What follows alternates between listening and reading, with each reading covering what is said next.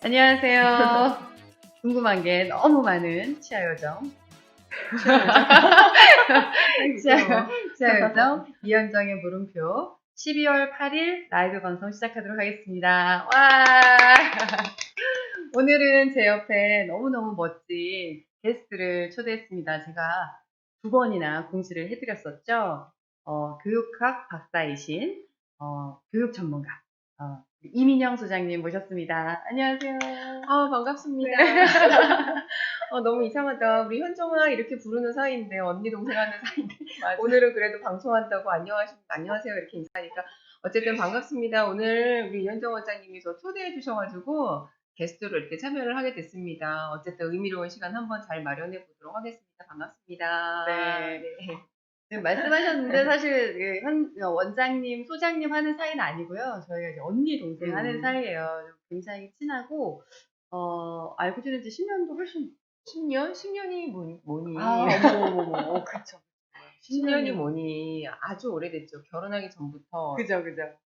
아주 오래된 사이입니다. 제 남편이 결혼하기 전부터 스키장 데리고 다니던 동생. 맞아요. 사실은 이제 소장님의 남편분하고 친분이 있다가 이제 그 오빠 안 만나고 오빠는 안 만나고 언니랑 더 친해져서 네. 언니랑 친하게 지내고 있습니다. 근데 오늘은 저 게스트 교육학 박사님으로 오셨으니까 질문 많이 주시고요. 치과적인 것도 상관없으시고 소통, 그다음에 어떤 인간관계에서 어려웠던 점, 면접, 자녀와의 대화 모든 걸 질문하셔도 되고요. 이현정의 물음표는 모르는 질문도 다 받아요. 다 대답을 해드린다고 장담할 수는 없고요. 제가 혹시 그 몰랐던 부분은 나중에 기회가 되면 또 답을 드리도록 하겠습니다. 네. 어머. 백가이버님, 이 원장님 이모를 능가하는 이민영 소장님. 이렇게 또 주셨는데, 제가 오늘 알게 됐는데, 이 백가이버님이 소장님하고 아는 사이래요. 정말? 네. 어떤 분이시지? 제가 네. 이렇게 소개를 이렇게 하는 걸 이렇게 속으로 보내드렸더니 네네네. 아는 분이라는 거예요. 누구시지? 방송국에서 일하시는 분이세요. 정말? 나중에 기회가 되면. 네네네. 우리 같이 만나요. 그러시구나. 네, 그래서 네네. 오늘 또 실시간으로 이렇게 들어와 주셨어요. 어머 세상에 네. 술자리 마다하고 본방 감사합니다. 네. 이거 어떻게... 거짓말 같아요. 왜냐면 오늘 코로나 2.5단계. 2.5단계라서 술자리 하면 안 되는. 네, 술자리가 접어야 되는 상황이거든요. 맞아. 저희 방송 때문에 접은 게 아니고 원래 접어야 되는 거예요. 근데 지금 괜히 숟가락 얹고 계시는 것 같은데 저한테 딱 걸렸습니다. 어쨌든 감사합니다. 네. 네. 오늘 이제 여러 가지 얘기를 나눌 건데 사실 소장님하고 저하고 2014년도에 저희 병원에서 오프라인 강의를 한 적이 있었어요. 약간 취업을 준비하는 혹은 이제 막 학생들 혹은 이미 사회생활 하고 있지만 그래도 좀 더 매력적인 사람이 되기 위해서 관심을 가진 그런 사람들을 대상으로 오프라인 강의를 했었고요. 그때 이제 주제가 기억나시나요? 우리 강의를 굉장히 여러 번 했었기 때문에 호감을 갖기 위해서 어떻게 해야 되는지, 매력적인 사람이 되려면 어떻게 해야 되는지를 저는 저 나름대로 또 우리 현정 원장님 나름대로 해서 여러 번의 강의를 저희들이 이제 했었죠, 그때. 맞아요. 주제가 아주 다양했었죠, 주제가 다양했었고, 사실 반응도 굉장히 좋았고. 그러게요, 맞아요. 네, 개인적으로는 그 내용들을 전국에 있는 대학가에 캠페인 형식으로 하고 싶었어요, 둘이 욕심에. 그랬는데 제가 개인적으로 그때 막 좀 여러 가지 일들이 있고, 또 병원에 이전하게 되면서 그게 연속성을 가지지 못했었거든요. 그래서 굉장히 아쉬웠는데, 또 이렇게 기회가 오네요. 그래 말이야. 아니, 근데 그때 제가 되게 신기했던 것 중에 하나가 저희가 그냥 블로그에다가만 공지를 하고 그때는 이렇게 방송도 아니고 오프라인으로 많은 분들 오시게 했는데 왔잖아. 많은 분들이 맞아요. 오셨어요. 저희가 선착순으로 끊었거든요. 자리가 모자라서 선착순으로 끊었는데 치과에서 공간을 마련을 해서 그 토요일 날 그것도 오시게 했는데 진짜 많은 분들이 오셔가지고 맞아요. 깜짝 놀랐었어요. 그래서 되게 좋았는데 그때 연속성을 가지지 못했던 게 너무 아쉽고 또 언젠간 기회가 오겠지 했는데 이렇게 세상이 좋아져서 그래 말이야. 이렇게 또 온라인으로 하게 어쨌든 됐습니다. 제가 지금 첫 게스트인 거죠? 네, 나 첫 완전 게스트. 너무 땡큐였어. 그리고 오늘 여러분 반응 좋으면 계속 모셔볼게요. 네, 우선 질문을 좀 주시면 좋겠고요. 개인적으로 제가 먼저 좀 궁금한 게 있어서 질문을 좀 드리려고 해요. 저는 사실 MBTI라는 걸 굉장히 오래전에 접했어요. 네네. 아주 오래전에 접했었는데 최근에 엄청 뭐 이슈가 돼서 왜 그런지 모르겠는데 이슈가 돼서 막 너도 나도 MBTI 하면서 너는 뭐냐, 너는 무슨 타입이냐, 나는 무슨 타입인데 뭐 너랑 나랑은 어떻고 저떻고 이런 게 많았거든요. 그래서 MBTI가 실제 전문가 입장에서 봤을 때 어떤 의미인지 일반인들이 그걸 어떻게 받아들여야 좋은지 좀 궁금해요. MBTI가 아주 오래됐죠. 한국에 들어온 지는 한 20년, 30년 뭐 이렇게 된 것 같아요. 근데 원래 훨씬 전에 미국에서 이제 만들어진 건데, MBTI를 잠깐만 설명드리면, M, 마이어, B, 브리그 라고 하는 사람 이름. 사람 이름이에요. 그러니까 이 사람들이 T, 타입, 인디케이터라고 해서 이 두 명의 이제 여성분이 그러니까 사람들의 유형이 어떻게 되는지를 측정할 수 있는 진단지를 만든 거예요. 이름이 별다른 의미가 있는 건 아니고 이런 이제 MBTI인데, 이거를, 그러니까 사람들이 사람의 어떤 성격이나 뭐 기타 등등의 것들을 측정하는 많은 진단지들이 전 세계에 많아요. 근데 기본이 되는 게 4가지거든요. 4가지. 그 다음에 뭐 8가지. 곱하기를 해서 뭐 16가지, 뭐 32가지도 있고 무수히 많은데 그 중에 얘는 4개를 조합을 해서 16개로 이제 만든 어떠한 진단지예요.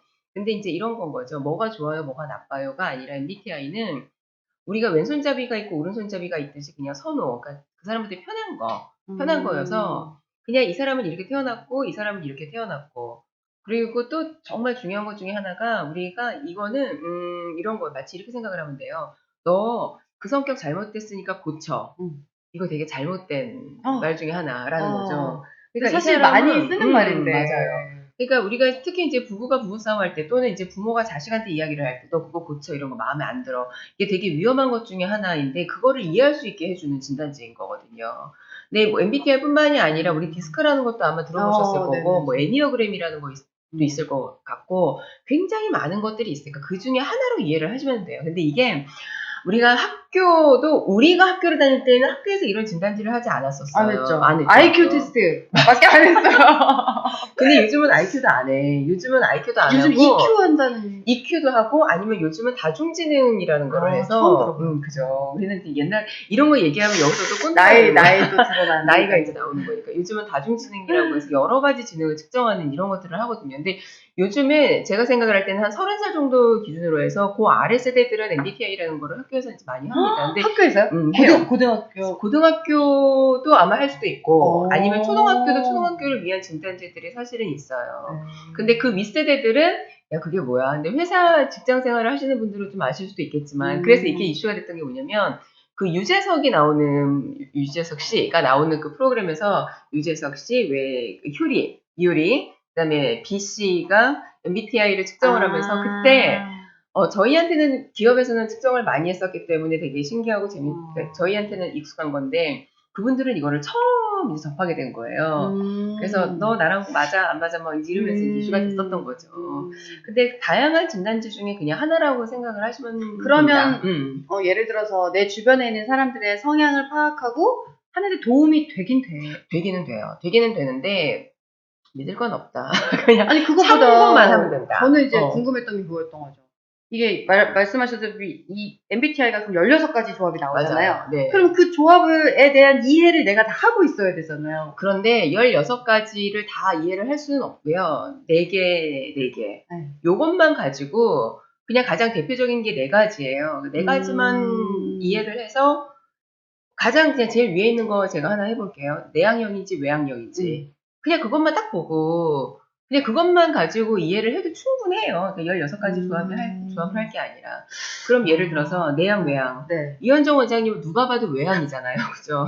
그리고 저도 오늘 처음 저를 보신 분들이 대부분이시겠지만 말하는 걸 봐도 누가 봐도 외향이에요. 그냥 그렇게만 이해를 하면 되는 거예요. 그런데 이제 딱 봐도 굉장히 샤이한 것 같아. 그럼 누가 봐도 이거는 내향이겠죠.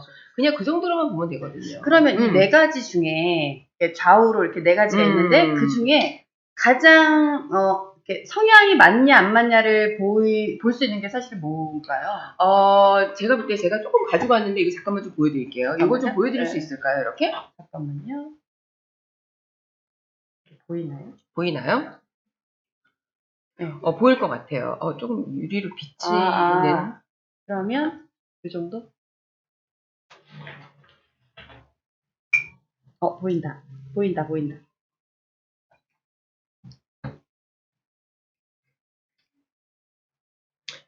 자, 우리 화면을 잠깐만 보시면은 왼쪽 오른쪽 이렇게 되어 있죠. 보여요라고 얘기해 주셨어요. 예, 왼쪽 오른쪽이 그냥 서로 상반되는 내용들이에요. 근데 그렇죠. 제일 위에 한번 보시면은 내양 외양 이렇게 되어 있죠. 내양 외양도 내양 외양이 서로 각각 세면 서로가 안 맞아요. 그런데 그것도 서로 약하면 맞는 거고 너무나 당연한 거고 한 가지만 제가 더 설명을 조금 드릴게요. 두 번째 있는 거 하나만 잠깐만 이거 좀 써도 될까요? 하나만. 이거. 제가 하나만 조금 드리면은 두 번째 있는 게 이제 예를 들어서 이건데요. S. 두 번째 이거예요. 이렇게 하면 조금 보일까요? SM. S하고 N이에요. S하고 N. S하고 N이에요. S하고 N인데 보시는데요. 이게 보여요? 이게 두 번째인데 S는 뭐냐면 S는 감각이라고 하는 거, 센스라고 하는 거고요. 네, 그 다음에 N이라고 하는 거는 직관이라고 하는 거예요. 근데 이거 제가 쉽게 설명을 해드릴게요. 요 S라고 하는 거는 뭐냐면, S라고 하는 거는 사과를 봐요, 사과. 그러면 사과를 보여주면, 사과네. 사과, 이거예요, 이거. 그냥 감각적으로 그냥 딱 보는 거예요. 근데 이제 요거는 사과를 딱 보여줘요. 그러면, 사과, 사랑이 떠올라, 이런 거예요.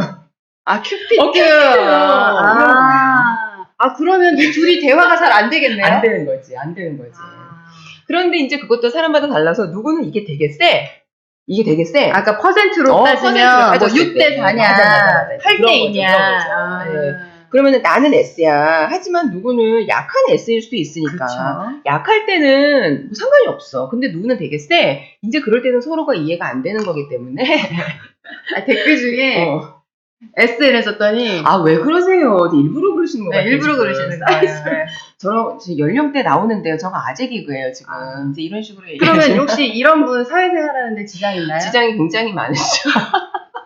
지장이 굉장히 많으시고 꼰대 인증입니다. 저런 식으로 지금 하시면은 지금 연령대 나오잖아요, 그죠? 지금. 네, 좋습니다.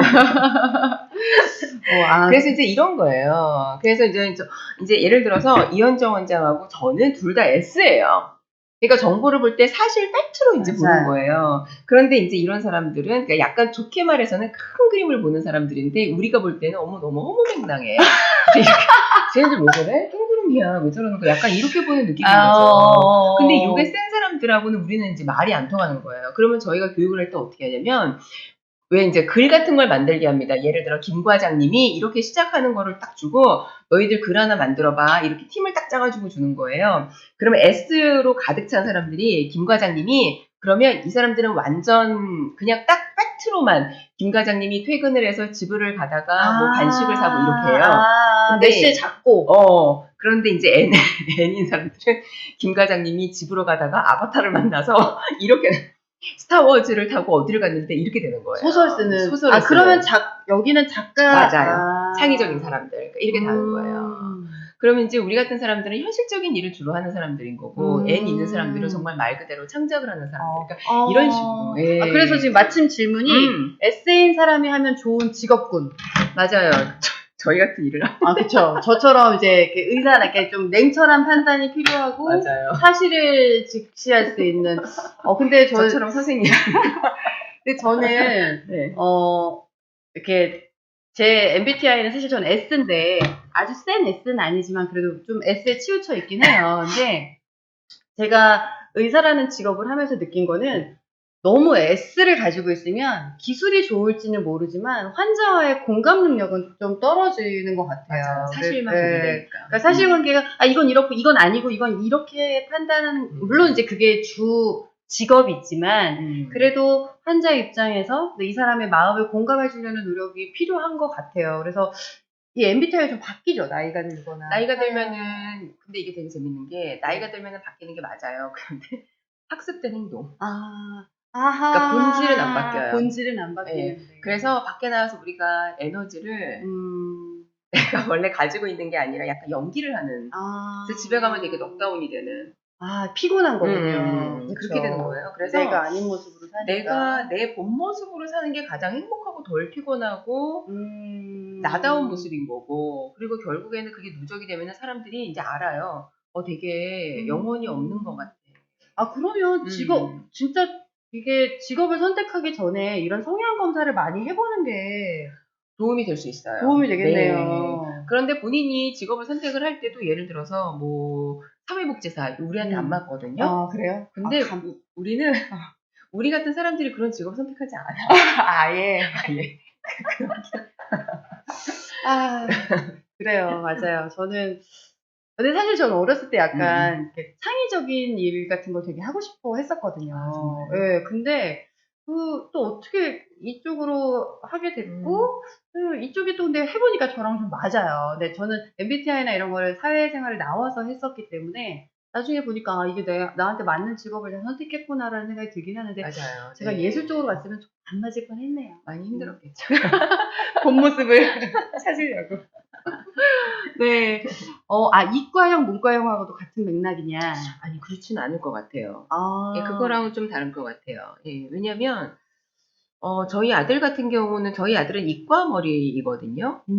그런데 잘 생각을 한번 해보면은, 어떻게 생각을 해보면 이과는 S일 것 같은 생각이 드는데 또 저희 아들은 약간 N이에요. 그러니까 그거 이과 문과랑은 또 조금 다른 것 같아요. 네, 그거랑은 또 다른 것 같아요. 그러면 이런 성향 검사도 많이 해보고 여러 가지 직업에 대한 그러니까 체험이나 고민을 많이 해보는 게 그러니까 아이들이 직업 선택을 함에 있어서 되게 중요할 것 같아요. 굉장히 중요하죠. 네. 그리고 이제 우리 애들 얘기가 나와서 제가 말씀을 드리고 싶은데, 저는 이제 저 교육학 박사잖아요. 근데 교육학도 분야가 굉장히 많은데 저는 그 중에서 진로예요. 그러니까 진로가 애들의 진로만 의미하는 게 아니라 저는 성인들의 진로. 그러니까 어차피 우리가 직장 생활을 40년을 하게 되어 있는데 40년 하는 동안에 직업이 7개에서 최대 15개까지 소유하게 됩니다. 그러니까 이게 사회가 변화되기 때문에. 그러니까 그 의미가 뭐냐면 이현정 원장이 의사잖아요. 그런데 지금 유튜버로 활동을 하고 있죠. 이게 직업이 추가가 된 거예요.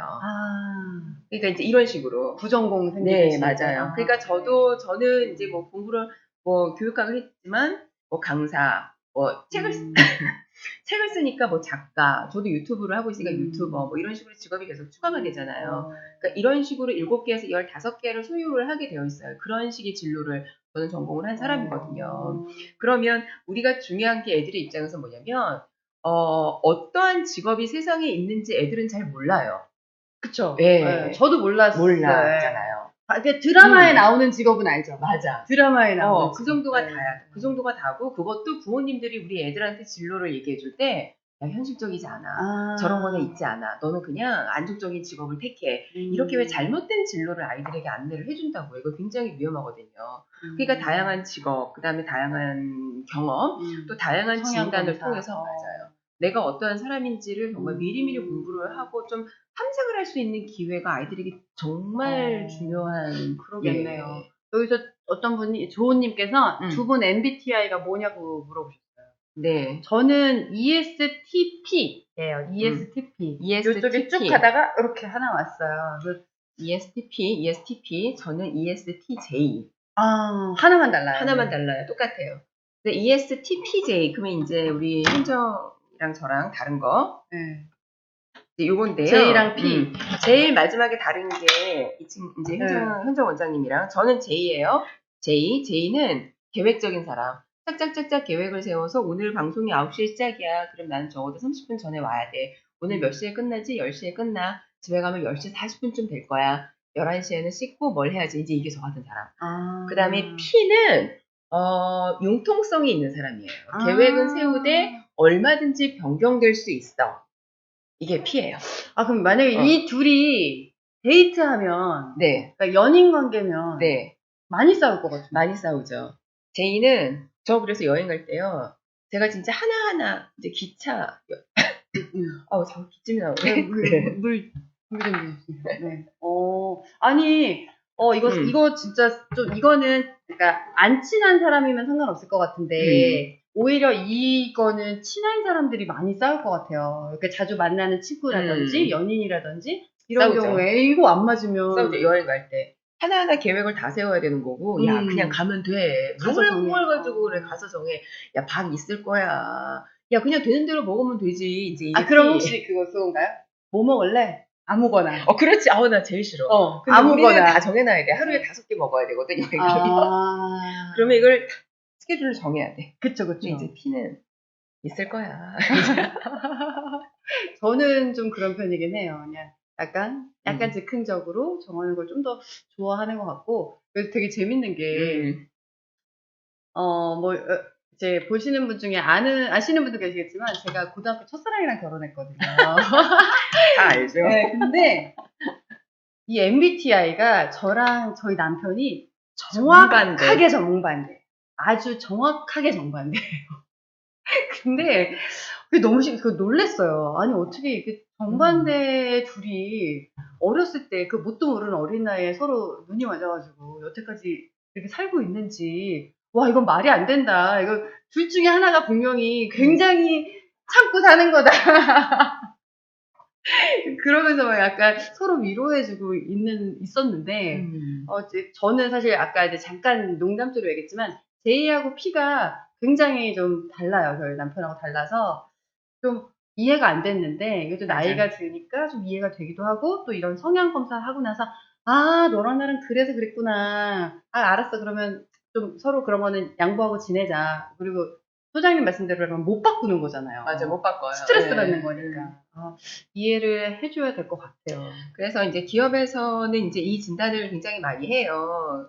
그래서 원래 이러한 진단을 하는 이유는 뭐냐면, 부서를 배치할 때 어느 부서에 배치를 할 때 이 친구가 제일 뭐 적합할까 이런 거. 지금 여기 질문을 보면은 INTP는 어떤 유형인가 이렇게 되어 있는데, INTP는 아이디어 뱅크형이에요. 아이디어 뱅크형. 그러면 예를 들어 어떠한 분이 INTP가 나왔다, 신입사원이. 그러면 이런 친구들 아이디어 뱅크 어떤 뭐 마케팅 부서에 배치를 할까 뭐 이런 식으로 처음에는 이제 했었던 거죠. 그러니까 검사를 하는데 신입사원을 뽑은 다음에 부서 배치할 때 이런 식으로 했었던 거죠. 그래서 어차피 사람은 바꿀 수 있는 게 아니니까 그 사람이 가지고 있는 장점을 도출을 해서 이걸 잘 활용을 하자. 이 맥락에서 우리가 하는 거죠. 그래서 얘를 공부를 하잖아요. 그러면은 사람들을 이해하는데 되게 폭이 넓어져요. 그런 것 같아요. 네. 지금 이제 대화를 나누다 보니까 결국 이렇게 남에 대한 성향을 잘 파악하고 그거에 맞춰서 적절히 대처를 하는 사람이 되면 그 자체가 맞아요. 되게 매력적인 사람이 된 것 같아요. 맞아요. 이해심도 넓어 보이고 그리고 그런 말 있거든요. 진짜 명의는 내가 보지 않아야 될 환자를 구별하는 사람이래. 의사래요. 어머, 되게 좋은 말이다. 네, 그러니까 내 능력 밖에 있는 환자를 내가 무리하게 하지 않는 거죠. 이 사람은 더 좋은 의사한테 가야 돼. 이 사람은 내가 케어할 수 있어. 그거를 딱 구별할 수 있는 의사가 명의라는 얘기가 있어야지, 저희. 네. 그런데 저는 이제 이런 성향 검사도 나랑 안 맞는 사람한테 너무 굳이 노력할 필요 없을 것 같고, 그런 사람과는 적당히 거리를 두고, 그리고 내가 케어하고 감쌀 수 있는 사람들을 감싸주고 하면은 좀 매력적인 사람이 될 것 같아요. 맞아. 요즘은 이렇게 저는 성형 반대자는 아니니까 뭐 성형을 하더라도 이렇게 막 옛날처럼 그렇게 막 티나게 하지 않고 좀 자연스럽게 하고 이러잖아요. 그래서 자기만의 매력을 키워가는 데 있어서 이런 성격적인 거, 그다음에 뭐 자기 관리 이런 거 중요하니까 저는 정말 좋은 이거 테스트인 것 같아요. 그래서 해보시면 좋을 것 같고, 브라더 모터스님 안 해보셨대요. 한번 해보세요. 이거 검사하는데 30분 정도밖에 안 걸리거든요. 그래서 저는 여러 번 해봤어요. 사실 이제 하고 몇 년 지나서 또 해보고 또 해봤는데, 말씀하신 것처럼 ESTP는 안 바뀌어요. 안 바뀌었는데 퍼센트는 조금씩 바뀌죠. 약간 이제 그래프가 조금씩 좌우 왔다 갔다 하긴 하는데, 그래도 기본적인 ESTP는 안 바뀌더라고요. 한번 해보시면 좋을 것 같고, 산에 가더라도 무조건 정상까지 가야 하는 사람은 어떤 유형인가요? 저 같은 사람. 끝장을 보는. 네, 끝장을 보는. 그게 딱 ESTJ, 저 같은 사람이에요. 끝장을 보는. INFP하고 뒤에 슬러시하고 T라고 이것도 있잖아요. MBTI가 슬러시하고 T하고 하나 더 뭐 붙는 게 있는 걸로 알고 있는데. 그게 아니라. 아니, 그렇진 않은데. 혹시 우식손님, 이분 테스트 해보셨는데, INFP-T 나오신 건가요? 근데 저도 이게 다시가 있었던 것 같은데. 이게 아마 간단검사가 아니라, 좀 더 깊이, 그죠. 저도 예전에는 디테일하게 하는 되게 오래 걸리는 검사를 했었는데, 그때는 다시가 있었어요, 저도. 그리고 최근에 이제 인터넷에 유행이어서 해봤을 때는 그게 없더라고요. 이거 아마 다른 서브로 검사하는 다른 성향 검사가 있었던 걸로 기억하고 있거든요. 저 T가 네.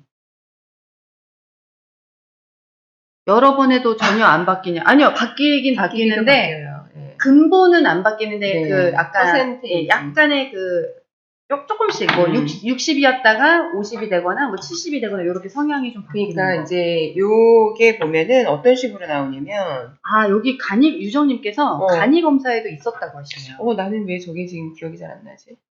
아마 다시가? 이제 전문가들은 이렇게 더 구별지어서 여러 네네. 개를 하시다 보니까 이제 아마 그러신 건데, 근데 저도 기억이 나요. 이게 기억이 나요? 있었어요. 네, 그 있었어요. 진단지를 보시면은 이런 식으로 나와요. 맞아요. 이렇게 해서 이제 어디가 더 많은지 이런 식으로 맞아요. 나오는데, 퍼센트로. 예, 요 비율이 이제 달라져요. 그렇죠. 비율이 달라져요. 비율이 달라지면 여기가 이제 가운데가 이렇게 될 테니까, 이제 가운데를 기점으로 해서 이제 이쪽으로 넘어가면 이제 뭐 왼쪽 오른쪽 이렇게 되는 거잖아요. 이제 그걸 기준으로 해서 언제 해봤더니 S가 나왔고, 언제 해봤더니 N이 나왔고, 이런 거예요. 근데 저는 보니까 ESTJ가 완전히 거의 끝에 가 있는 사람이에요. 아주 센 사람인 진짜 안 거예요. 바뀌겠네요, 그러면. 죽었다 깨어나도 안 바뀌더라고요. 그러니까 예. 55인 사람은 왔다 갔다 할 수 할 수 있는데, 저는 완전 이제 끝에 가 있는 사람이어서 죽었다 깨어나도 안 바뀌더라고요. 요거 간이 검사에도 있다고 하셨는데, 요거는 제가 오늘 방송 끝나고 다음에 한번 다시 확인해서 답을 드릴게요. 네, 이현정의 물음표는 답을 찾아야 돼요. 답을 다시 드리도록 할게요. 네. 회색지대에 속하는 경우도 존재할 텐데, 양쪽 특성 다 갖고 있거나 그런 경우도 진단이 되고 권장되는 가이드가 있나요? 네, 그럴 것 같은데요. 가운데 있는 사람. 가운데 있는 사람들은요, 이렇게 생각을 하시면 돼요. 그 어떤 사람들보다 저 같은 사람들은 센 거잖아요. 그러니까 덜 세다라고 생각을 하시면 되는 거거든요. 그럼 계획을 세우기도 했다가 그런 거죠. 그러니까 상황에 따라서 즉흥적이기도 하고 상황에 따라서 다르다는 거죠. 그러면 예를 들어 제일 쉬운 예를 한번 볼게요. 그러니까 외향적이다, 내향적이다. 어떤 상황에서는 외향적일 수도 있는 거고 어떤 상황에서는 내향적일 수도 있는 거니까 이거를 회색이라고 생각을 하시기보다는 그래요. 좀 어감이 좀 그렇다. 회색은. 그냥 뭐 상황에 따라서 다르다라고 생각을 하시면 될 것 같아요. 그러니까 누구든지 왜 보면은 성격이 왜 이렇게 센 사람이 있는데 뜨뜻미지근할 수도 있잖아요. 근데 뭐가 더 좋다 나쁘다는 우리는 아니기 때문에 그 이야기는 아닌 것 같아요. 네. MBTI 뜨겁네요. 네. 저희도 그냥 궁금해서 여쭤본 거예요. 그러게요. MBTI를 30분이나 이야기를 하게 됐어요. 그러면 또 다른 질문 혹시 있으시면 주시고요. 저는 이제 또 개인적으로 약간 궁금한 게, 제가 이제 나이가 좀 많아지다 보니까 요즘 저의 고민이 하나 있는데, 내가 꼰대인가? 우린 꼰대죠. 꼰대인가요? 꼰대예요. 꼰대 기준이. 꼰대의 기준은 뭐냐면은요. 꼰대는 뇌가 노화되는 시점부터 꼰대가 된다 그래요. 뇌. 그러니까 그 이유가 뭐냐면, 저 사람이 하는 말을 내가 받아들이지 못해. 세상이 돌아가는 거를 내가 적극적으로 수용하지 못해. 그래서 우리가 내 걸 우기는 거잖아요. 야, 나 때는 말이야. 이거를 세상의 변화를 내가 인정하지 못하니까 자꾸 나 때는 말이야. 이 말이 나오는 거예요. 예. 근데 그게 왜 그러냐면 뇌가 노화가 돼서 그런 거예요. 받아들이지 못한다는 거거든요. 이 받아들이는 감정은 가슴이 아니라 하는 게 아니라 뇌가 하는 건 거 아시잖아요. 다 MRI라고 하는 기계가, 내가 의사 앞에서 별얘기다 하는데, MRI라고 하는 기계가 1991년에 만들어지면서 뇌에서 어떠한 기능을 하는지 이게 다 밝혀졌다고요. 그런데 얘가 노화되는, 우리 마찬가지. 신체가 노화되잖아. 신체가 노화되고 눈이 노안이 오고 그럼 뇌도 노화가 되거든요. 그 순간 우리는 꼰대가 됩니다. 그때가 언제일까요? 40인가요? 몸이 언제부터 노화가 된다고 의사들은 얘기해요? 40이죠. 40. 그러니까요. 근데 제가 다양한 책들을 읽어봤는데 다 달라요. 다 다른데 35세 뇌가 정점을 찍고요. 학습 능력이. 네. 그때부터 떨어진대요. 와. 그러니까 35세 정점을 찍고 그때부터 떨어진대요. 아니, 근데 음. 그냥 꼰대라고 했을 때는 기분이 나쁘지 않았거든요. 별로 우울하지 않았는데 뇌 노화라 그러니까 갑자기 급 우울해지네요. 진짜. 아니, 왜냐면 제가 최근에 그런 얘기를 했거든요. 이제 요즘 이제 코로나 때문에 이제 모임도 잘 안 나가고 집에 있다 보니까 뜻하지 않게 우아한 이제 문화생활을 하게 돼요. 책도 읽고 막 이러는데 책을 읽다가 다시 앞으로 가는 거 여러분 경험해 보셨습니까? 와, 그걸 제가 하고 있더라고요. 그래서 와, 이게 뭐지? 하고 있었는데 갑자기 뇌 노화라고 하니까 좀 충격적이네요. 그 뭐지? 책이 이해가 안 돼서? 아니요, 그러니까 그냥 갑자기 나도 모르게 집중력이 떨어진 거죠.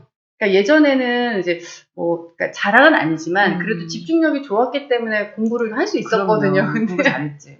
안 되는 거예요, 그게. 그래서 어머, 이게 웬일이니 했는데 뇌 노화. 맞아요. 뇌가 노화되는 그 순간 우리는 이제 꼰대가 되는 거거든요. 그러면 지금 보세요. 노화를 늦추려면 어떻게 해야 되나요? 그냥 딱 생각 한번 해보세요. 몸의 노화를 늦추려면 우리 어떻게 운동하죠. 똑같은 거예요. 뇌 운동. 뇌도 똑같아요. 뇌 운동을 하는 거거든요. 근데 몸의 노화는 눈에 보여요. 왜 유산소 운동을 한다, 근력을 한다. 운동을 해요. 그러니까 근력이면은 다리 운동, 스쿼트를 한다, 팔. 그럼 이렇게 근육이 커지는 게 보이죠. 근데 실제요, 뇌도 많이 쓰면은 근육이 붙어서 뇌가 단단해지거든요. 근데 뇌는 눈에 보이질 않네요. 그렇죠. MRI를 매일같이 찍을 수가 없네요. 그러니까 우리가 이걸 좀 모르는 거예요. 근데 실제 뇌의 다양한, 나 자꾸 의사 앞에서 뇌 얘기하는데 내가. 근데 이제 뇌도 다양한 이제 기관들이 있는데 그 중에 뭐 여러 개가 있으면 전두엽, 해만, 편도체, 기타 등등이 있는데 해마라고 하는 기관이 있어요. 해마는 다 알겠지만 이게 뇌가 있으면 뇌 정중앙에 있어요. 근데 얘를 실제 많은 뇌과학자들이 사진을 찍어서 한번 봤더니 공부를 많이 한 사람들, 뇌를 많이 쓴 사람들은 물리적으로 얘네들이 크기가 크대요. 그러니까 많이 써서 그런 거거든요. 맞아요. 많이 쓰니까 근육이 단단해져서 그런 거예요. 그럼 이렇게 뇌를 쓰면 돼요. 그래서 우리가 평생 학습, 공부해야 되는 거, 저같이 성인 교육을 공부한 사람들이 왜 나오겠습니까? 그리고 평생 발달론이라는 이론이 있어요, 교육학에서. 공부를 하면 돼요. 그렇죠. 아니, 근데 저는 또 여기서 중요한 게 우리가 뇌를 훈련하라고 하면 정말 뭐 공부해야 되고 뭘 지식을 넣어야 되고 막 이렇게 생각을 하시는데 꼭 그것만이 뇌를 자극하고 훈련하는 건 아니에요. 사실 신체 운동을 하는 것. 맞아. 네. 맞아. 그러니까 사실은 이런 터치도 맞아. 터치도 뇌에 자극을 주고 그 자극으로 인해서 뇌가 활성화되거든요. 그래서 우리가 운동을 하는 거, 근데 운동할 때도 이제 그냥 하는 것보다는 그 근육의 움직임을 좀 더 생각하고 느끼고 하면 그게 뇌 발달에도 도움이 되고요. 하다못해 우리 양치할 때 그 치아를 문지르잖아요. 그러면 치아에 붙어있는 신경이 또 뇌를 자극해서 그래서 뭐 양치를 하면 뭐 치매 예방되는 이런 얘기들도 막 있고 그러는 게 그렇게 그러니까 뇌를 계속 자극을 준다는 뜻이에요. 그래서 무조건 공부해야 돼 이렇게 생각하실 필요 없고 맞아요. 네, 운동도 괜찮고 하다못해 자연을 보면서 뭔가 이렇게 생각을 하고 이런 것도 다 뇌를 쓰는 거기 때문에 어렵게 생각하지 마세요. 근데 제가 책을 하나 소개를 시켜드릴게요. 체육관으로 간 뇌과학자라는 책이 있어요. 이게 뉴욕대학교의 웬디 스츠키라고 하는 뇌과학자 분이 쓰신 건데 우리 실제 이건 아시죠? 우울증이 있는 사람들이 정신과를 가면은 약을 먹어요. 그런데 이제 뭐 뇌에 있는 어떤 호르몬 나오지 못하게 하는 뭐 그런 약을 먹는 건데 아마 다 아실 거예요. 우울증에 제일 좋은 게 약도 있지만 운동이잖아요. 맞아요. 운동이에요. 네. 그러면 실제 우울증 치료를 하러 가면 정신과 쌤들이 뭐라 그러냐면 운동하시라고. 운동하세요. 맞아요. 햇볕 쬐면서 운동하라고 얘기를 한다고요. 근데 약보다 운동이 훨씬 효과가 좋다는 게 다 밝혀졌어요. 그런데 사람들이 뭐라 그러냐면 운동할 맛이 안 나요. 운동할 생각이 안 나요. 왜 우울증이니까. 그래서 약을 같이 주는 거라고요. 근데 체육관으로 간 뇌과학자라는 그 책을 보시면은 진짜 이분이 실험을 해가지고 다 밝혀낸 게 있어요. 다 뇌 사진 다 찍어가지고. 운동이 그 어떠한 뇌의 이제 노화에 늦추는 것보다 제일 좋은 게 운동. 진짜로. 저는 사실 이걸 그러니까 제가 체험을 한 사람이거든요. 저도 한때 우울증이 왔었어요. 우울증이 왔었는데 그때 그걸 극복한 게 운동이었어요. 그래서 맞아요. 지금도 제가 운동을 사실 끊이지 않고 하고 있거든요. 그래서 맞아, 그때 그게 얼마나 좋다는 걸 느꼈고 사실 제 주변에 좀 우울증이 오거나 힘들어하는 친구들 있으면 제가 무조건 운동. 손을 붙잡고 운동하는데 무조건 데려가요. 그래서 운동을 해라. 운동이 맞아요. 진짜 좋다라고 하고 그리고 이제 자녀 키우시는 분들 사실 저는 자녀가 없지만 제가 늘 강조하는 게 아이들 어렸을 때 운동을 많이 시켜야 된다. 운동을 많이 시켜놓으면 아까 말씀드린 뇌가 자극이 많이 되고요. 그리고 집중력을 발휘하는 호르몬도 많이 분비가 돼서 공부도 훨씬 더 집중적으로 짧게 할 수 맞아요. 있어요. 효율적으로. 맞아요. 네. 그래서 진짜. 저는 정말 너무너무 이거 정말 강조하고 싶은 건데, 운동은 어렸을 때부터 꾸준히, 나이 들어도 꾸준히 하시는 게 정말 뇌에 최고입니다, 여러분. 아니, 제가 운동도 말씀드리고 싶은 게, 여자애들도 마찬가지고, 우리가 태권도를 기본적으로 다 시켜요, 어릴 때. 태권도, 수영. 전 안 했는데. 아니, 그러니까 요즘 애들 뭐 다 기본적으로. 그죠, 태권도 요즘 애들은. 이런 걸 하잖아요. 근데 저희 애도 보니까 주변에 고학년이 되니까, 뭐, 저희 애는 특공무술을 했었는데, 고학년이 되니까 이걸 다 그만두더라고요. 그래서 왜 그만두냐 그랬더니, 공부해야 된다고. 근데 이거 엄마들이 굉장히 실수하는 것 중에 하나가, 고학년이 되면 될수록 운동을 더 많이 시켜야 돼요. 근데 이게 시간 뺏긴다고 운동을 안 시키는 거예요. 그거 할 시간이 없다고. 근데 일주일에 2번, 3번을 가더라도 운동을 무조건 시켜야 되거든요. 그래서 저는 우리 애 계속 보냈더니, 중학교 다니면서 운동하는 애가 우리 애밖에 없는 거예요. 그쵸. 예, 뭐 공부해야 된다고. 근데 뭐 공부는 우리 애가 제일 잘하네, 그죠? 은근 또, 진짜 은근 또 우리 애가 잘 제일 알긴 잘하네. 하시네요. 그래갖고 이제 코로나 때문에 운동을 못 가게 된 거예요. 그래갖고 제가 바로 런닝머신 사주고 집에다가 맞아, 뭐 맞아. 역기랑 이런 거 뭐 다 네. 철봉대랑 제가 다 해줬거든요. 공부를 잘하기 위해서는 무조건 운동이다. 맞습니다. 정말로, 아니, 정말 진짜. 미국의 아이비리그들, 그 친구들은 그 운동 서클에 드는 게 무조건 맞아, 맞아. 필수예요, 필수. 그래서 사실은 저도 적극적으로 운동은 진짜 권하고 싶네요. 갑자기 네, 운동 전도 아니, 이게 진짜 아니, 그래갖고 제가 기업에 요즘 교육을 가서, 기업에서 요즘에 가장 핫 트렌드가 세대 차이 이야기예요. 저도 제 유튜브를 보면은 요즘에 계속 제가 올리고 있는 게, 밀레니얼 세대랑 뭐 이해하는 거, 소통하는 거, 이거 지금 제일 많이 올리고 있거든요. 근데 사람들이 다 저한테 뭘 물어보냐면, 밀레니얼 세대 90년대생들한테 뭘 해주면 되냐, 무슨 말을 하면 되냐, 이 얘기를 해요. 근데 무슨 말을 할 것 하나도 필요 없어요. 애들이 꼰대가 얘기 거는 걸 다 싫어해요. 그냥 내가 멋진 사람이 되면 돼요. 그럼 내가 멋진 사람이 어떻게 돼야 돼요? 내가 매력적이고 내가 꼰대가 안 되면 돼. 근데 어떻게? 트렌디한 사람이 돼야 돼. 그게 뭐야? 결국 운동이야. 내가 꼰대가 안 돼야 돼. 뇌가 젊어야 돼. 근데 사람들이 그거를 이해를 못하는 거예요. 네. 근데 아닌데 이게 되게 선순환의 구조인 건데 근데 좀 안타까운 게 올해가 코로나 때문에 이게 운동시설들이 다 문을 닫고 그건 좀 안타깝죠? 네, 좀 많이 안타까워요. 근데 제가 보니까 지금 굉장히 집중해서 들으시는 것 같아요. 왜냐면 제가 혼자 할 때는 댓글이 엄청 달리거든요. 막 장난치는 댓글들이 많이 달리는데 오늘 댓글이 아무도 질문을 안 해서 지금 막 집중해서 들으시려고 그러신 것 같아요. 근데 사실 저도 오늘 지금 너무 좋은 얘기 많이 듣고 있어서 좋은데요. 다음에 운동 전문가 있습니다. 제가 모시겠습니다. 네, 저 준비하고 있었어요, 사실은. 네, 그래서 운동 전문가 다음에 모셔드릴게요. 그리고 HJ킴님, 악기 같은 거 배우는 거, 너무 좋죠. 너무 좋죠. 네, 운동 못지않게. 네, 너무 좋죠.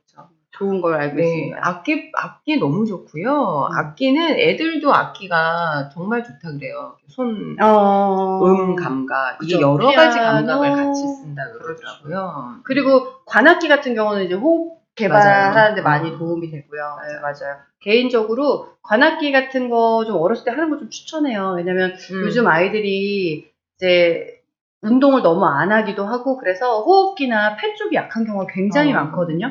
관악기를 어렸을 때 또 하면 이제 그쪽을 좀 발달시킬 수 있어서 저는 개인적으로 관악기를 좀 할 수 있으면 리코더도 좋은 관악기거든요. 리코더도 너무 좋죠. 네, 리코더 같은 것도 좀 재밌을 거 좋은 것 같아요. 네, 누구에게나 무난하게 호감 타려면 어떻게 해야 될까요? 무난하게? 무난하게. 확 매력적인 거 말고 무난하게. 무난하게.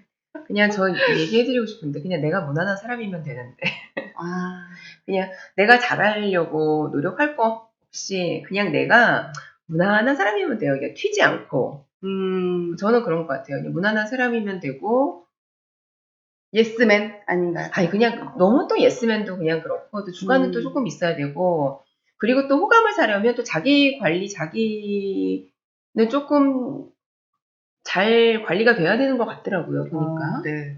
저는, 개인적으로, 이제 이런 거에 대한 어떤 대화를 할 때 제가 꼭 얘기하는 게, 저는 조금 자기 자신에 대해서 실제 그렇지 않은지는 뭐 남들이 그렇게 판단하고 말고 떠나서 자기 스스로 나는 매력적인 사람이야 라는 그런 좀 뭐라죠? 자기 자존감이 좀 높은. 그냥, 그러니까 막 너무 자존감 높아서 막 이러라는 게 아니라, 나는 괜찮은 사람이야. 나는 좋은 사람이야. 라는 그런 생각을 가지고 사시는 분들이, 이렇게, 내가 부족한가? 나는 아닌 것 같은데, 이러시는 분들보다 확실히 더 매력적인 것 같아요. 그래서 저는 저희가 이제 호감형 인간, 뭐 매력 키우기 이런 거 할 때도 그런 얘기 많이 했었는데, 그런 말도 있잖아요. 왕자병이 거지병보다 낫다. 아, 맞네. 예. 그러니까 주변에 있는 사람들 중에 하루 종일 뭐 징징대고 우울하고 뭐 나는 이거 아니고 이런 사람보다는 조금 재수 없어도 약간 자존감 높은 사람이 더 매력적인 것 같거든요. 근데 진짜 그거는 자기 스스로 자기를 그렇게 자꾸 세뇌를 해야 돼요. 그래서 어떤 사람들은 보면 아침에 문에 뭐 나는 좋은 사람이야, 뭐 괜찮은 사람이야 이런 거 써붙여서 자꾸 세뇌를 한다고 하는데 저는 그런 자존감이 좀 어느 정도 있는 게 무난한 매력을 키우는 데 좀 도움이 되지 않나라는 생각이 들어요. 네. 아, 안무난해서 고민이세요? 어디가 안무난하실까? 이분은, MBTI가 어떻게 되시나요? 근데, 무난한 사람이 있나? 내가 안무난해서 고민이다. 그런 생각을 안 하시면 어떨까요? 그쵸. 그렇지 않을 수도 있을 그쵸, 거예요. 그쵸, 남들이 볼 때는. 그쵸. 맞아요. 제 얘기도 비슷한 얘기인 것 같아요. 네. 나는 유별나, 뭐 이런 생각보다는, 나는 괜찮은 사람인데, 그렇죠. 이런 부분에서는 좀 내가 좀 남들하고 다른 부분이 있지라는 정도? 어쨌든 다 좋은 사람이에요. 대부분 거의 다 좋은 사람이고요. 그리고 본인이 가지고 있는 장점을 많이 생각하시면 돼요. 그쵸. 예, 안 좋은 것만 생각하시기보다는. 그래서 그 장점을 많이 생각을 하면 그게 겉으로 에너지를 표출이 된다고 보거든요. 아, 지금 그 말씀 하시니까 갑자기 드는 생각이, 여러분 혹시 지금 이 방송 보시면서 옆에 누구랑 같이 계신가요? 혹시 그 옆에 같이 계신 분한테 너는 괜찮은 사람이야 라는 얘기를 좀 해주시면 좋을 것 같아요. 이게 그런 얘기 옆에 있는 사람이 해주면, 특히 가까이 있는 사람이 해주면 진심으로 느껴질 때가 있거든요. 그러니까 예를 들어 오늘 처음 봐서 뭐 이렇게 만났는데 좋은 분 같아요 이러면 그다음 와닿지 않거든요. 아, 인사 멘트구나라고 싶은데, 정말 오랫동안 나랑 알고 지낸 사람, 근데 옆에 있는 가족들이 넌 진짜 좋은 사람이야 라고 얘기해주면 그건 너 되게 진짜 같고 나의 자존감을 높이는 데 도움이 될 것 같아요. 그래서 그런 얘기 해주시면 좋을 것 같아요. 조님은, JOE 조님은 좋은 분이에요. 걱정하지 마세요. 네. 그리고 또 궁금한 거 있으시면 질문 주시면 좋겠고요. 오늘은 워낙 지금 이민영 선생님께서 좋은 얘기 많이 해주셔가지고 뭐 치과 얘기는 나오지도 않네요. 네, 나오지도 않는데. 네. 그리고 또 잠깐 볼까. 혹시 트위치에 또 질문이 올라온 게 있는지 한번 보겠습니다.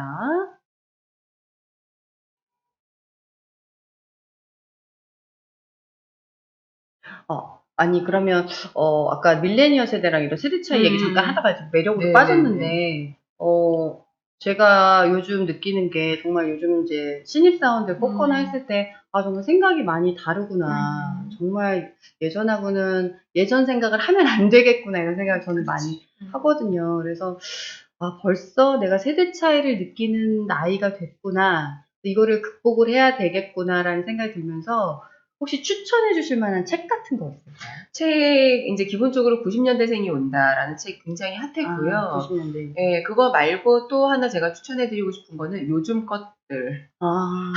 요즘 것들. 네, 요즘 것들은, 네. 요즘 것들은 은까지 들어가는 것 같아요. 파란 색깔 표지인데, 요즘 것들은 이라는 책이 있어요. 네. 거기 목차가 제가 너무나 이제 기억나는 목차들이 있는데, 목차가 요즘 것들은 배울 게 없으면 쌩 깐다. 이런 게 목차예요. 그러니까 옛날처럼 어른이라고 해서 선배라고 해서 무조건 이렇게 입을 댈 그게 아니에요. 우리한테 배울 게 없으면 쌩 깐다. 그 다음에 요즘 것들은 뭐 말을 자르면 마음을 닫는다. 이런 거 되게 와닿지 않아요? 우리도 이해가 돼요. 이해되죠. 갑자기.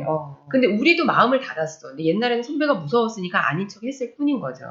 이런 것들. 근데 요즘은 그냥 그걸 바로바로 이제 즉흥적으로 표출을 하는 거죠. 근데 이런 것들이 다 뭐냐면 얘네들이, 저는 이렇게 생각을 해요. 되게 긍정적인 모습이라고 보는데, 얘네들이, 그러니까 90년대생 젊은 친구들이 그러면서 사회를 바꿔요. 그게 왜 표현하는 세대.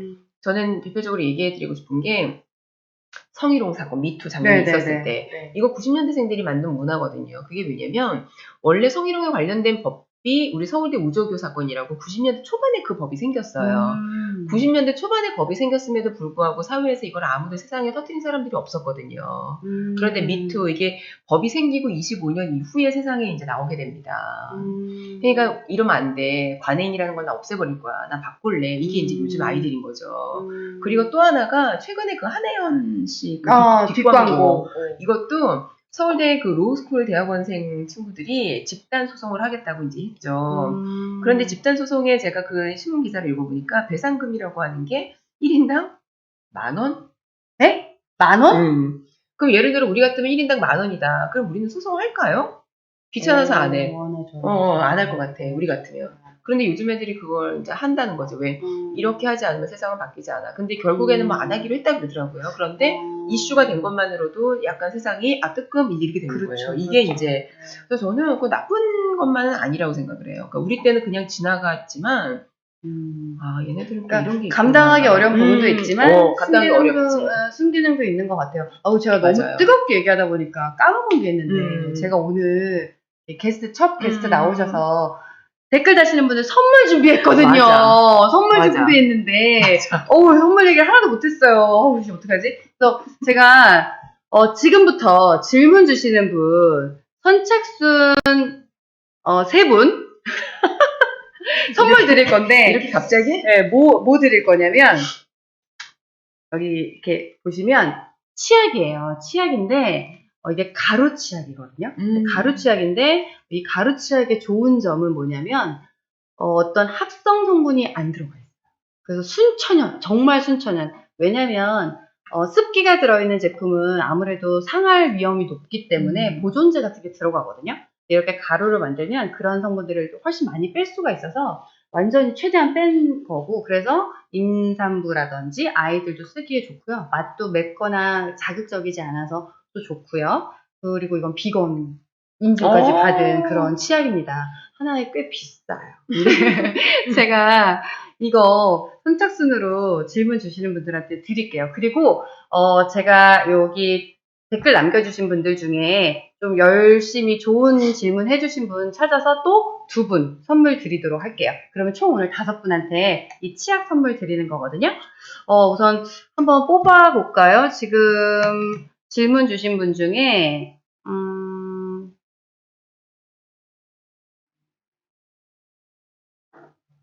어떤 질문이 좀 기억에 남으세요?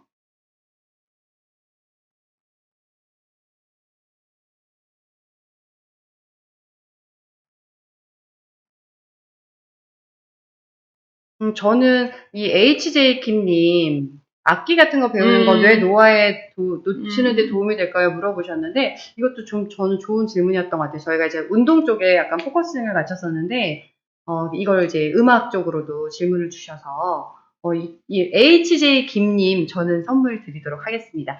HJ 김님은 이 선물 받으시려면 저희가 정보가 좀 필요해 하거든요. 그래서 저희 카카오 채널에 아름드리 치과 검색하시면 채널에 접속하실 수 있으세요. 접속하신 다음에 누구라고 말씀해 주시고 그 다음에 거기에 주소랑 연락처 남겨주시면 제가 선물 보내드리도록 하겠습니다.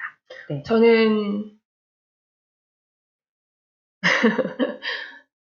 지금 막 질문을 올려주시네요. 유정님. 네. 기성세대는 신세대가 고생하고 성공하는 걸 달가워하지 않는 것 같아요. 네. 솔직히 시행착오에 경험 나는 어른 잘 없어요. 이런 사람들은 어떻게 보세요? 인류의 상향 평준화를 위해선 개인적인 노하우 공개가 꼭 필수적인 것 같은데. 와, 이거 되게 심오하신 질문이네요. 네. 그렇죠. 그쵸. 기성세대는 좀 고생을 많이 했고 신세대들은 상대적으로 고생을 덜 하는 것처럼 느껴지고 보여질 수 있어요. 저도 그렇게 느낄 때가 좀 있거든요. 근데 이건 잘 우리가 생각을 해봐야 되는 게 신세대가 고생을 안 했다고 생각하는 것 자체가 꼰대 마인드예요. 아까 그런 것 같아요. 배울 게 없으면 이렇게 쌩깐다. 이제 그 말 때문에 그렇게 느끼시는 것 같은데. 그러니까 이게 왜 그러냐면 신세대는 신세대대로 풍족하게 성장을 했지만 굉장히 경쟁 속에서 자랐어요. 그러니까 풍족하지만 스트레스는 더 많이. 왜냐면 우리는 어릴 때 그렇게 사교육이 찌들진 않았잖아요. 그렇죠. 근데 요즘 애들은요, 음. 줄넘기도 돈 주고 배워요. 맞아요. 앞구르기도 수행 하나하나 때문에 맞아요. 애들이 정말 장난 아니게 힘들게 지금. 그러니까 숫자는 적지 이 안에서 경쟁을 더 심하게 해야 되지. 솔직히 저희 때는 추억 그렇게 어렵지 않았어요. 저희 선배 때는 사실 더 뭐 그랬다고 하는데, 왜냐하면 뭐 4년제 대학을 졸업한 사람의 숫자, 뭐 대기업에서 사람을 뽑는 숫자 이럴 때 더 많은 숫자를 뽑았고 경기가 막 호황일 때였으니까. 근데 지금은 숫자적으로 보면은 너무 힘든 숫자라는 게 딱 나오니까 야, 너 먹고 살기 힘들어. 너 이렇게 안 하면은 어쩌지 한다. 이거를 아주 날 때부터 이야기를 듣고 애들이 크거든요. 그런 스트레스를 받았기 그럼요. 때문에 약간 적극적이어 봤자 성공의 가능성이 좀 떨어진다고 떨어지니까. 느끼니까 그래서 그냥 차라리 번아웃이라고 하는 게 윗세대보다 그러니까 경제적으로는 좀 못 살았을런지 몰라도 아랫세대가 훨씬 더 번아웃이 많다 그렇거든요. 네, 그러니까 또 나름의 또 어려움이 있더라고요. 또 보면은. 저는 또 유정님. 이렇게 좋은 얘기를 해주신 유정님께 제가 또 상품 하나 드리고 싶어요. 네. 그럼 유정님도 아까 말씀드린 것처럼 아름드리 치과 카카오 채널에서 검색해서 정보 남겨주시면 선물 보내드릴게요. 네. 백가이버님, 두 분 미모 비결이 뭐야? 정말 선물을 의식한 사심. 네. 저는 정확하게 말할 수 있습니다. 조명빨. 조명빨 맞습니다. 지금 조명이 3개나 있어요, 지금. 조명이 3개가 저희를 딱 비치고 있기 때문에, 화면에 뽀샤시하게 잔주를 다 가려주고 있어요. 아주 좋습니다. 네. 이거 근데 제가 선착순으로 드린다고 했기 때문에, 백가이버님도 선물 드리도록 하겠습니다. 네. 아까 되게 일찌감치부터 들어오셔서 열심히 시청해주고 계시거든요. 백가이버님도 선물 드리도록 하겠습니다. 네, HJ, 이것도, 이거 지금 제가 세대 얘기했더니 이게 좀 뜨겁네요. 그러게, 우리 세대 차이 특집 편 한번 해야겠네요. 그러겠네, 세대 차이. 경쟁이 심한 만큼 이기적인 성향도 너무 커지는 것 같아요. 항상 주변 사람들과 경쟁만 하다 보니 남을 배려하고 이해하는 마음이 적은 것 같아 싶고 대화를. 맞아요. 맞는 말씀. 그래서 저도 그렇게 느껴요. 공정한 평가와 대우를 원하죠. 본인이 한 노력과 시간이 다 너무 아까운 거예요, 이 친구들은. 네, 맞아요. 그만큼 힘들게 이제 살아가기 때문에 그래요. 근데 정말 힘들어요, 지금 사는 게. 이건 사회 문제죠.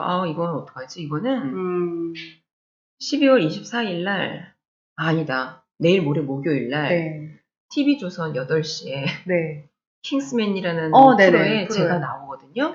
거기에서 이 문제에 대해서 얘기하는데. 그렇구나. 이 문제에 대해서. 근데 저도 요즘 제일 스트레스 받는 게 사실 이거거든요.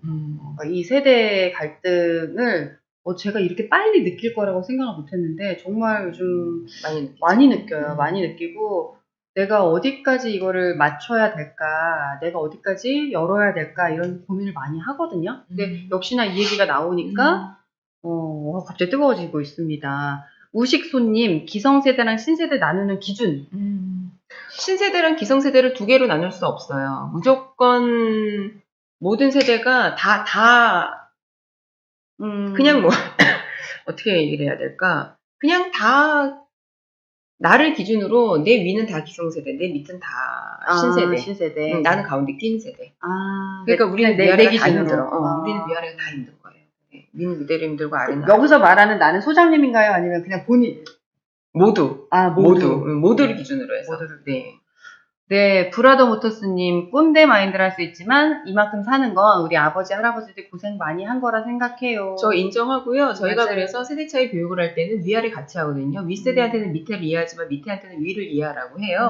그래서 뭐라고 얘기하냐면 우리의 기반을 만들어 놓은 그들의 노고에 인정을 해야 된다. 이런 말을 합니다. 맞아요. 맞아요. 그거는 서로가 인정을 하는 게 맞는 거라고 저도 생각을 해요. 맞아요. 저도 저희 부모님 이제 사셨던 걸 어렸을 때부터 이제 봐왔으니까 그렇게 살려고 그러면 나 그렇게 살 수 있을까 이런 생각 하거든요. 그래서 요즘 밀레니얼들, 그러니까 신세대 친구들도 약간 그런 부분들을 인정하려고 노력을 하고 또 그걸 깨고 소통을 하기 위해서 이제 이런 전문가들이 있는 것 같아요. 이런 전문가들이 계속 그런 교육을 해주고 마음을 열게 해주고 그런 것 같습니다. 그래서 이런 것들이 좀 방송이나 책이나 이런 것들에서 많이 이슈가 되고 좀 공유가 돼서 그런 세대 차이들을 극복할 수 있었으면 좋겠어요. 그래서 좋은 캠페인들 좀 요즘 또 많이 하시더라고요. 네, 우리도 자기 자리에서 모두 열심히 해서 아래세대에게 물려주면 될 텐데요. 어휴, 아래세대에 물려줄 생각을 하시는 분이 계시네요. 네, 좋은 생각인 것 같습니다. 네. 아이고, 어우, 선물 드릴게요. 맥가이버님. 그만한데 선물 드릴게요. 네. 그러면, 잠깐만요. 정리를 하자면, HJ킴님, 유정님, 백가이버님, 브라더 모터스님, 무식소님, 이렇게 5분 제가 선물 보내드리도록 하겠습니다. 선물 보내드릴 테니까 카카오 채널에 정보 남겨주시면 되고요. 그리고 다른 분이 이분인 척하면 안 되니까 로그인 하신 거 이렇게 사진 찍어서 인증해 주셔야 돼요. 인증해 주시면 선물 드리도록 하겠습니다. 이영호님 이제 들어오셨나요? 방송 끝나가는데 어떡하죠? 선물까지 다 나눠줬는데. 보고 계실 건데. 좋습니다. 혹시, 저희가 이제 10시가 다 돼가서, 마지막으로 뭐 이렇게 좀 해주고 싶은 얘기 있으신가요? 마지막, 그냥 너무 아쉽네요. 1시간이 훅 지나갔고요. 오늘 이야기가 하나의 주제여야 되는데, 여기저기로 흩어진 면이 없지 않아 있어서, 근데, 호감 있는 사람이 되는 법이 역시 하나 가지고 안 된다. 그렇죠. 다양한 것들이 모여서 그 사람을 얘기해 주는 것이다. 그만큼 어렵긴 한 것 같아요. 맞아요. 네. 그런 것 같습니다. 네. 다음에 또 올게요. 네. 여러분, 게스트 선생님 유튜브, 맞다. 네, 저희 게스트, 이민영 소장님도요, 이민영 TV, 유튜브에 이민영 TV라고 치면, 예, 저희 유튜브 채널 운영하고 계시고, 개설하신 지 얼마 안 되셔서, 아직 구독자 수가 많지 않거든요. 여러분들, 좋아요와 구독 눌러주시고, 사실 정말 좋은 정보가 많고, 이렇게 막 군더더기 있게 말 길게 하는 게 아니라, 알짜배기 짧게 많이 올리셨거든요. 그러니까 필요하신 거 찾아보시면 좋을 것 같습니다. 네. 네. 그러면, 찾아보겠습니다. 예. 추천 구독 가시죠. 감사해요. 네. 감사합니다. 네. 자, 그리고 앞으로 저희, 이현정의 물음표가 2주 간격으로 하다 보니까 좀 헷갈려 하시는 분들이 계셔서 매월 2주, 4주, 화요일 9시에 하기로 했습니다. 매월, 둘째 주, 넷째 주. 그래서 오늘 12월 8일 방송을 했고요. 다음 방송은 12월 28일인가요? 22일. 네, 12월 22일 저녁 9시에 또 라이브 방송으로 진행하도록 하겠습니다. 다음에는 제가 혼자 진행할 수도 있고요. 아까 또 운동 전문가 모셔달라는 요청이 있어서 만약에 스케줄이 괜찮으면 제가 운동 전문가 모셔서 또 얘기 나눠보도록 하겠습니다. 그러나 또 너무 산으로만 가면 안 되니까 이현정의 물음표 언제든지 많은 질문 주시고 혹시 댓글로 원하시는 전문가 댓글 달아주시면 제가 아는 선에서 최대한 모셔서 이현정의 물음표에서 직접 상담해드리도록 하겠습니다. 사실 많은 전문가들이 대기 중이에요. 그러게. 네, 오늘 이렇게 여기까지 늦은 시간에 와주신 이민영 선생님 너무너무 감사드리고요. 네, 즐거웠어요. 네, 저희는 이만 물러가도록 하겠습니다. 자, 잠자기 전에 양치하는 거 잊지 말고 우리는 12월 22일 날 만나요. 안녕.